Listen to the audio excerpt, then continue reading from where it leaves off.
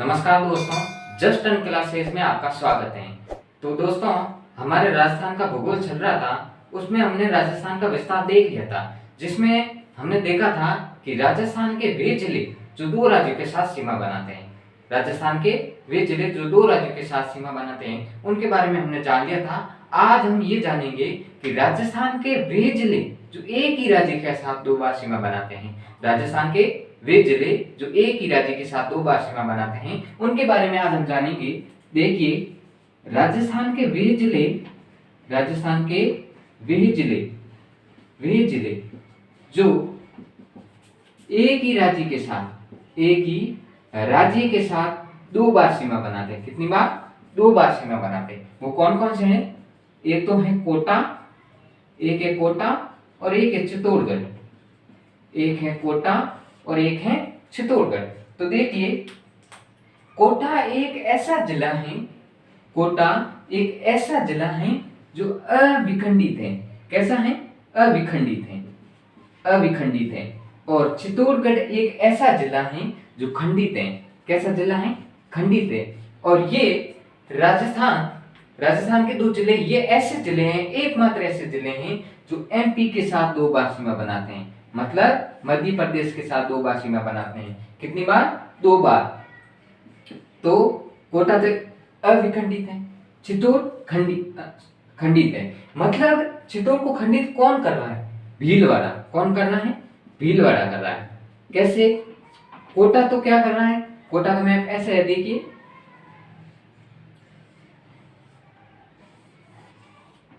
ऐसे। ये यहां से एमपी टच हो रही है और इधर से भी एमपी टच हो रही है।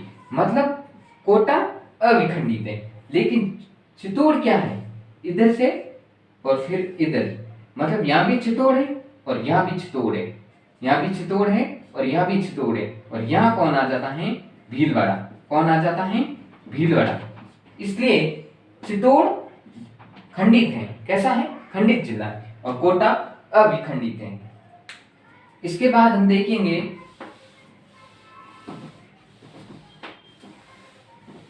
कि अंतरराज्यीय सीमा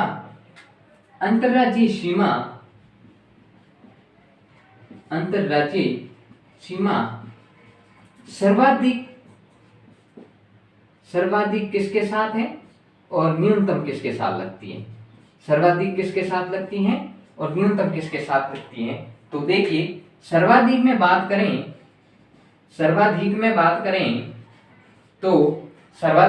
करें तो कौन सा जिला है? झालावाड़। कौन सा जिला है? झालावाड़। जो किसके साथ लगता है?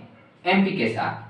किसके साथ? एमपी के साथ। और न्यूनतम में बात करें तो बाड़मेर। कौन सा? बाड़मेर। किसके साथ? गुजरात के साथ। किसके साथ सीमा बना रहा है? गुजरात के साथ। सर्वाधिक में हमने बात की झालावाड़ है, न्यूनतम में हमने बात की बाड़मेर है जो गुजरात के साथ लगता है, और ये झालावाड़ एमपी के साथ लगता है। इसके बाद देखिए दोस्तों, राजस्थान के 25 वह जिले हैं, राजस्थान के 25 वह जिले हैं जो सीमावर्ती जिले हैं। कैसे हैं? सीमावर्ती जिले हैं। कैसे जिले हैं? सीमावर्ती जिले हैं। सीमावर्ती जिले हैं। राजस्थान के 25 सीमावर्ती जिले हैं, जिसमें से 23 अंतर्राज्यीय सीमा बनाते हैं और 4 अंतर्राष्ट्रीय सीमा बनाते हैं। 4 अंतर्राष्ट्रीय सीमा बनाते हैं। कैसी? अंतर्राष्ट्रीय सीमा बनाते हैं। 4 जिले अंतर्राष्ट्रीय सीमा बनाते हैं, 23 अंतर्राज्यीय सीमा बनाते हैं। लेकिन दो ऐसे जिले हैं जो अंतर्राष्ट्रीय प्लस अंतर्राज्यीय दोनों बनाते हैं। अंतर्राष्ट्रीय प्लस अंतर्राज्यीय दोनों सीमा बनाते हैं। वो कौन से जिले हैं? कौन से हैं? हमने देखा था। कौन से? श्री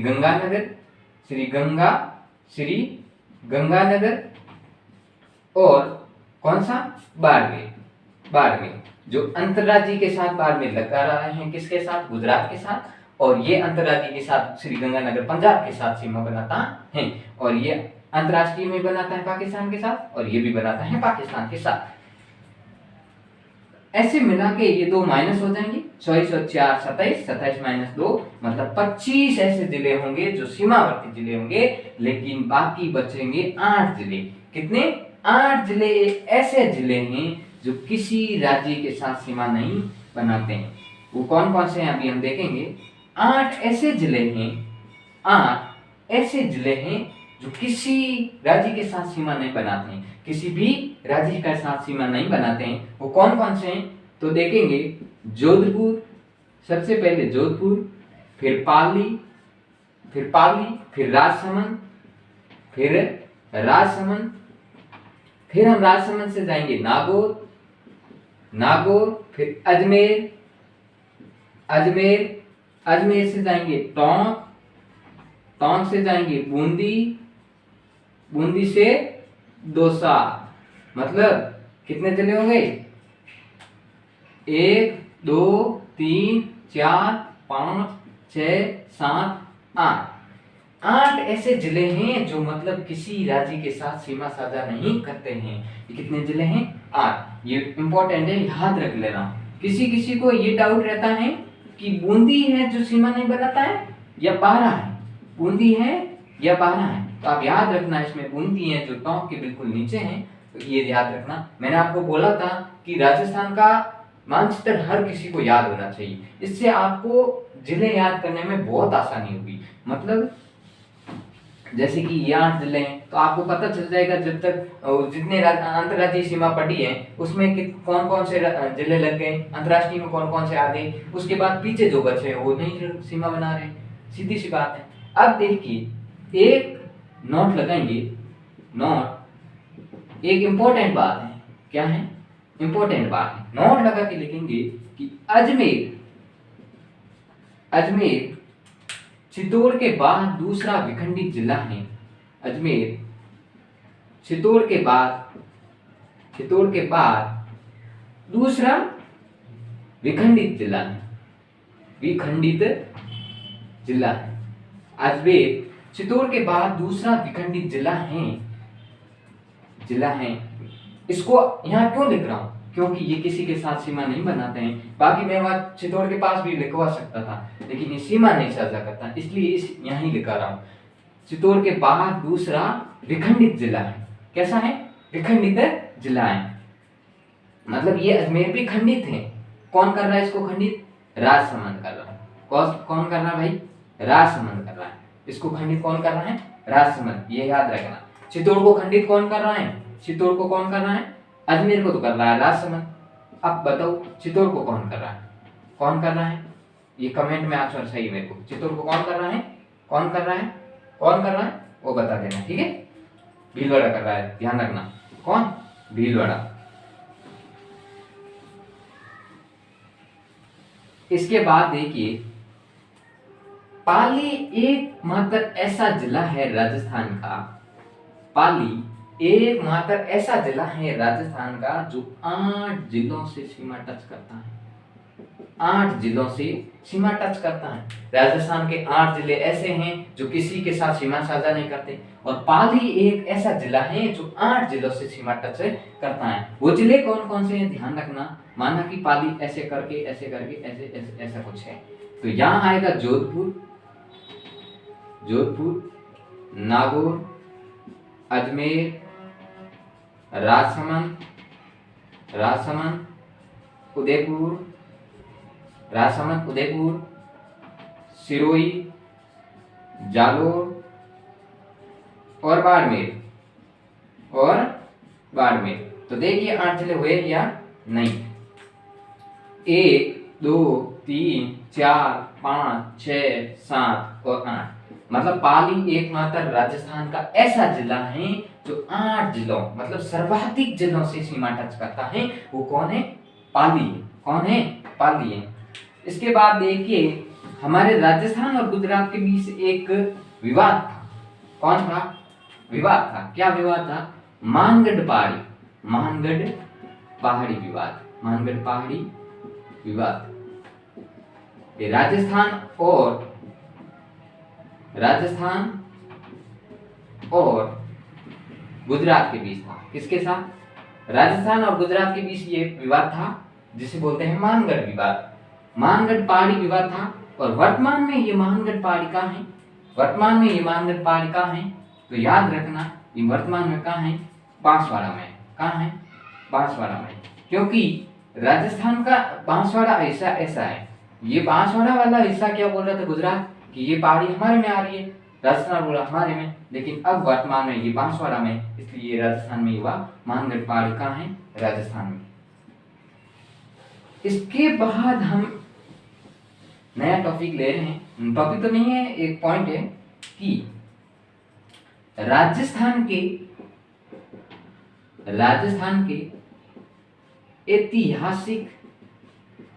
ऐतिहासिक स्थान एवं भौतिक प्रदेशों की वर्तमान स्थिति। यह पॉइंट है कि राजस्थान के ऐतिहासिक स्थान एवं भौतिक प्रदेशों की वर्तमान स्थिति क्या है। तो देखिए सबसे पहले आता है, हम पॉइंट ले रहे हैं 1 नंबर वागड़। क्या रहा है?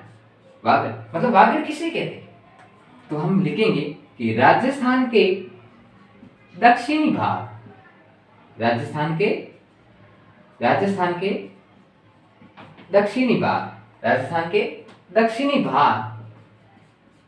को हम क्या बोलते हैं? वागड़ बोलते हैं। अब कौन कौन से इसका विस्तार देखे जाए, कौन कौन से जिले आ रहे हैं इसका विस्तार, तो लिखेंगे डूंगरपुर, बांसवाड़ा और प्रतापगढ़।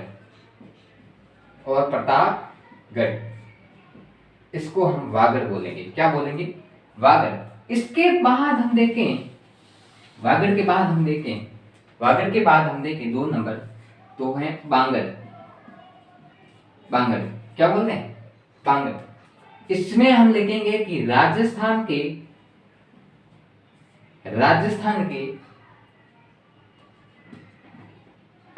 पश्चिम में, ऐसे लिखेंगे कि अरावली के पश्चिम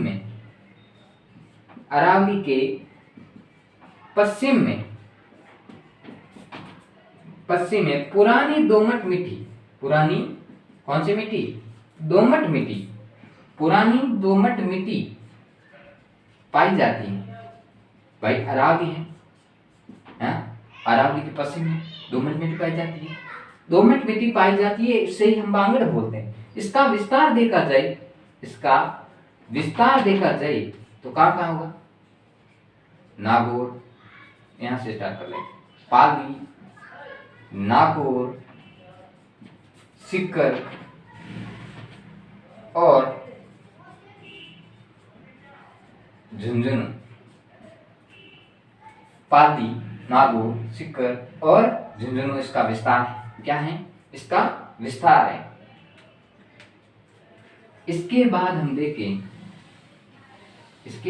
देखें तो अगला पॉइंट होता है हमारा माल प्रदेश। क्या होता है? माल प्रदेश। क्या पॉइंट है? माल प्रदेश। हम हाड़ौती को माल प्रदेश बोलते हैं। किसको? हाड़ौती को माल प्रदेश बोलते हैं। हाड़ौती प्रदेश को ही माल प्रदेश कहा जाता है, जिसका विस्तार कोटा, बूंदी, बारा एवं झालावाड़, जिसका विस्तार कोटा, बूंदी, बारा एवं झालावाड़ में है। इसी के बाद हम देखेंगे मालव प्रदेश। अब भाई मालव प्रदेश कौन सा है? तो लिखेंगे मालव प्रदेश प्रतापगढ़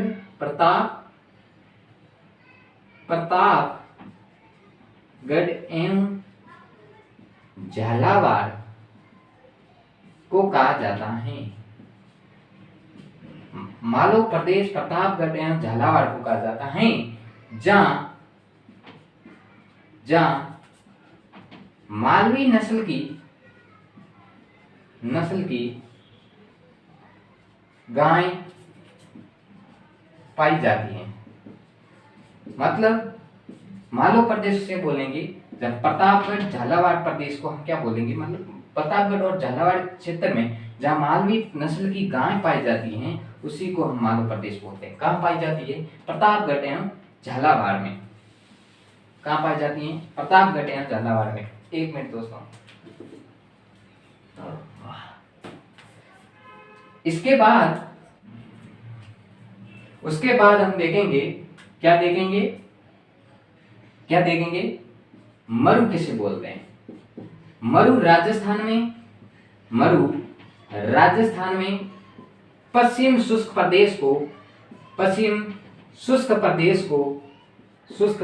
को मरु कहा जाता है। क्या कहा जाता है? मरु कहा जाता है। इसके बाद देखिए मेरु, क्या शब्द है? मेरु। मेरु राजस्थान में अरावली प्रदेश को बोलते हैं। किसको? अरावली प्रदेश को बोलते हैं, जो गोंडवाना लैंड से निर्मित हैं। गोंडवाना लैंड से निर्मित हैं। क्या? जो गोंडवाना लैंड से निर्मित हैं। उसके बाद हम देखेंगे, इसके बाद हम देखते हैं कि भोराट क्या है? भोराट हम किसे बोलते हैं कि उदयपुर में गोगुंदा एवं राजसमंद में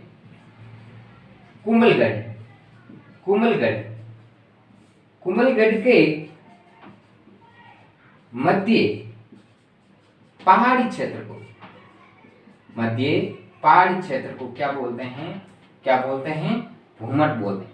पहाड़ी क्षेत्र को क्या बोलते हैं? भूमट बोलते हैं। मेरु किसे बोलते हैं कि राजस्थान में पश्चिम शुष्क प्रदेश को क्या बोलते हैं? मरु बोलते हैं। और मेरु राजस्थान में अरावली को मेरु कहा जाता है, जो गोंडवाना लैंड से निर्मित है एवं ये प्राचीनता में कैसा है? प्राचीनता में नहीं लिखा, लेकिन वो आपको पहली क्लास में मैंने बता चुका हूँ, प्राचीनता में। उसके बाद भोराट उदयपुर में गोगुंदा एवं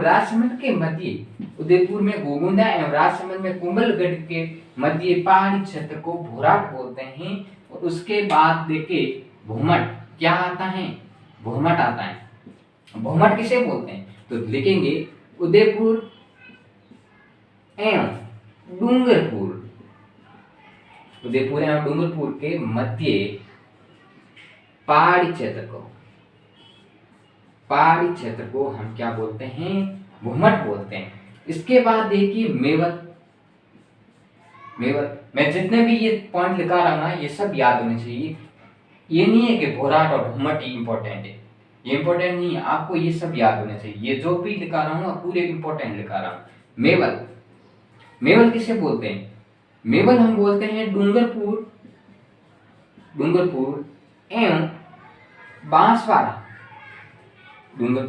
बांसवाड़ा के मध्य पहाड़ी क्षेत्र को हम क्या बोलते हैं? मेवल बोलते हैं। इसके बाद आता है मेवात। क्या आता है?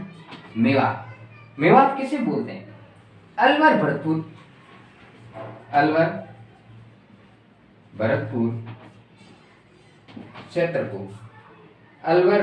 क्षेत्र को मेवात बोलते हैं। क्या बोलते हैं? मेवात। जहां मरु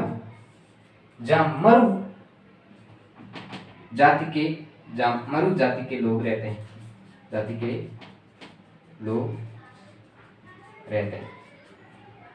मेवात से बोल। देखिए भूमट उदयपुर एवं डूंगरपुर के मध्य पहाड़ी क्षेत्र को भूमट बोलते हैं। किसको?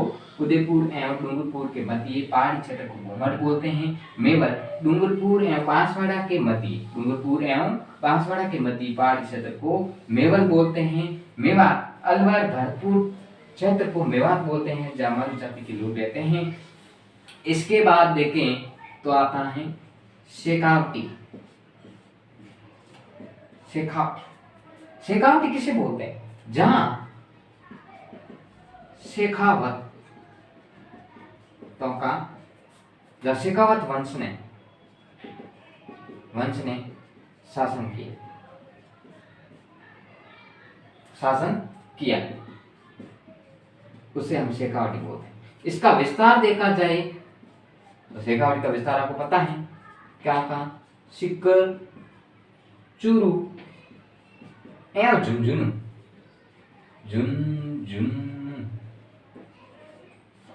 सिक्कर चूरू झुंझुनू। ठीक है, इसके बाद आता है तोरावटी। क्या आती है? तोरावटी। तोरावटी किसे बोलते हैं? तोरावटी हम उससे बोलते हैं जब तवर वंश ने शासन किया। तवर वंश ने शासन किया एवं ये कांकरी नदी के आसपास का क्षेत्र है।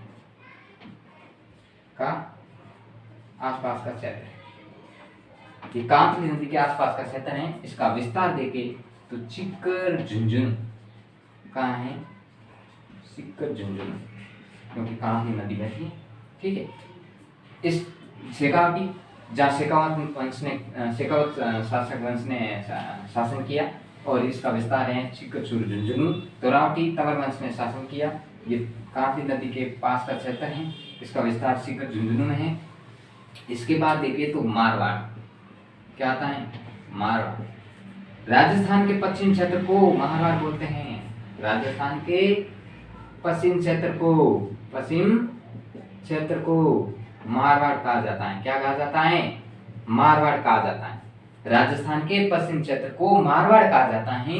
इसके बाद देखिए, मारवाड़ के बाद देखिए तो आता है, मारवाड़ के बाद हम देखते हैं कौन सा इंपॉर्टेंट रहेगा।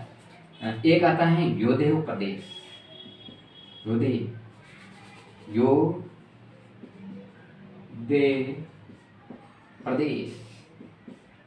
योधेय प्रदेश राजस्थान के उत्तरी भाग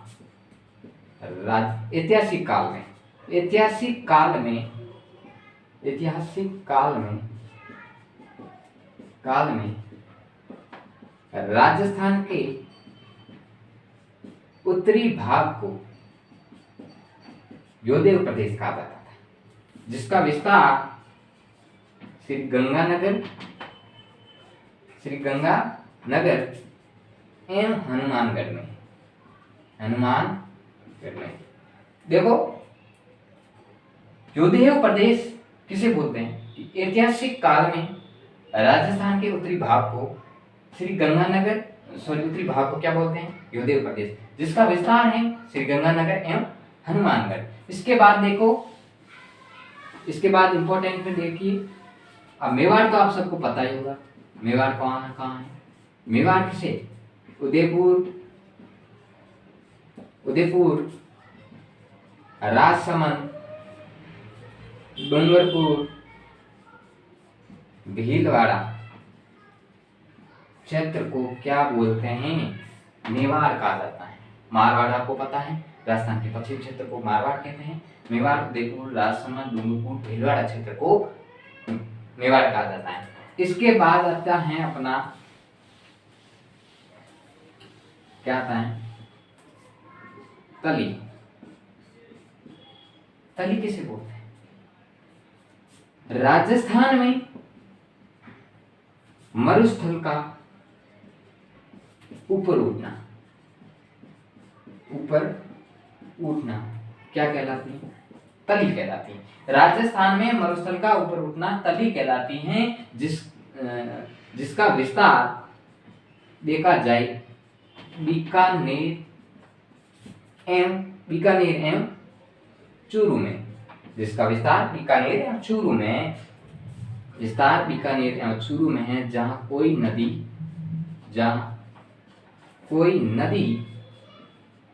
नहीं पाई जाती है। राजस्थान में मरुस्थल का ऊपर उठना क्या बोला?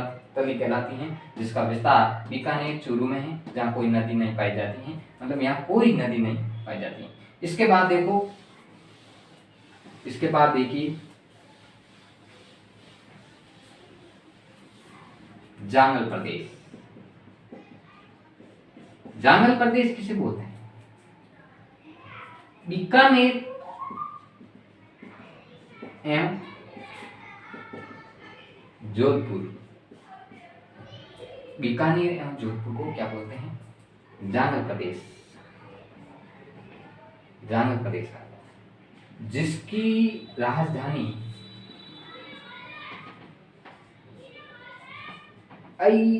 छतरपुर थी। छतरपुर थी। अब देखो यहां लिखें छतरपुर। छतरपुर नागौर का प्राचीन नाम था। क्या? किसका? नागौर का प्राचीन नाम था। क्या था? नागौर का प्राचीन नाम था, जो ये जांगल प्रदेश की राजधानी थी। किसकी थी? जांगल प्रदेश की। जांगल प्रदेश की क्या थी? राजधानी थी। नागौर का प्राचीन नाम था। क्या था? प्राचीन नाम था। किसका? नागौर का प्राचीन नाम था। इसके बाद देखिए ब्रज। ब्रज झालावाड़ में झालरा पाटन का प्राचीन नाम क्या था? झालावाड़ में झालरा पाटन का प्राचीन नाम क्या था? ब्रज था। लेकिन ब्रिज क्षेत्र, एक आता है ब्रज क्षेत्र, एक आता है ब्रिज क्षेत्र। अब इससे हम बोलेंगे कि जो यूपी से सीमा लगाता है ब्रिज क्षेत्र कहलाता है। जो यूपी से सीमा लगाता है, खासकर भरतपुर क्षेत्र। किसको? भरतपुर क्षेत्र को ब्रिज बोलते हैं। क्या बोलते हैं? ब्रिज बोलते हैं। क्या बोलते हैं? ब्रिज बोलते हैं। इसीलिए यहाँ की भाषा भी कैसी है? यहाँ की भाषा भी कैसी है? यहाँ की भाषा भी कैसी है? ब्रज। ठीक है दोस्तों, तो आज के लिए इतना ही। बाकी देखेंगे हम कल। तब तक के लिए धन्यवाद।